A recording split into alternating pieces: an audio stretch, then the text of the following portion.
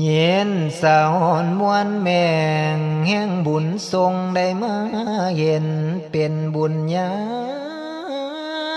พระหลายจึงได้มาพันพองสมพานโยพระลาญูมานำสู่และนาวจอง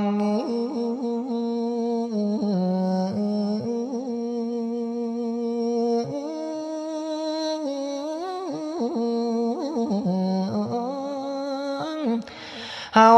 อยู่คนได้แห่งห้องยังมาพอเจ้าผู้เพียนกฎเกณฑ์บ่งบอกไว้นำจัวฝูงสัทธาวาสนานำพาตั้งแต่ดนจนฝันเฟืองอยู่คนเมืองเนาคนบ้านสัญญาณใจได้พันผูกเก็บสีทุกทวนหน้าสาตาหนาวได้จองถึงแม้นว่าทางสิเมืองเฮือนนางบ่สำคัญเฮาไกลกันแต่ทางกายดาดวงถึงนั้นจนได้เห็นความมักแพงพักดันให้หนุ่มใส่ใยหนาวเข้าใส่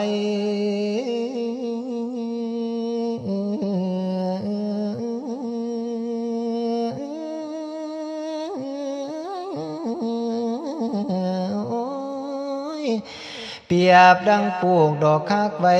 กลางใจเจ้าว่าสู่คนโดนให้พบพอปีละเถื่อก็ยังไขโดดละความมาไหลห่วงใหญ่ได้ลงบางตั้งได้มาทำสร้างกุศลทานทำบุญหวามยุ่ม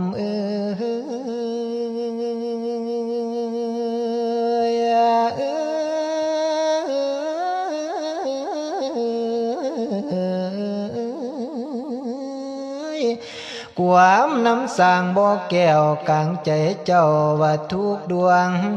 ถึงว่าแม่น้ำกว้างจนสุดขีดตาลิ่งเห็นเป็นความจริงคือความจริงบ่แอบเปียงความเว้าโห